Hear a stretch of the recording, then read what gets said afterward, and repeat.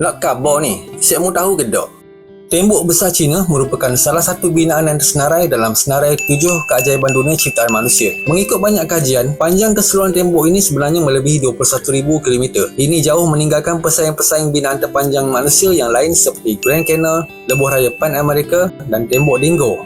Mengikut kajian yang dijalankan oleh Great Wall of China Security pada tahun 2014, mendapati hanya 8.2% daripada bahagian tembok ini berada dalam keadaan baik. 74% daripadanya berada dalam keadaan teruk, manakala selebihnya musnah sama sekali. Pada masa ini, hanya 8,851 km daripada tembok ini masih berdiri teguh. Mengikut sejarah, tempoh pembinaan tembok ini dianggarkan mengambil masa selama 1,700 hingga 2,000 tahun. Suatu tempoh yang sangat lama dengan mengambil kira kekurangan teknologi pada zaman dahulu. Tujuan utama pembinaan tembok ini adalah sebagai benteng pertahanan daripada serangan musuh dari luar. Setiap pemerintah akan terus mengarahkan penambahan pembinaan tembok besar ini mengikut keperluan masing-masing bagi mempertahankan negara daripada musuh. Dengan tempoh pembinaan yang melangkaui 1,700 tahun dan kurangnya penggunaan teknologi pada zaman tersebut, maka semestinya banyak tenaga buruh diperlukan bagi pembinaan tembok besar Cina ini. Dianggarkan 1 juta manusia telah terkorban semasa pembinaan tembok ini. Binaan yang panjang dan besar ini semestinya memerlukan bahan binaan yang sangat banyak. 3.8 bilion bongkah batu bata digunakan bagi membina keseluruhan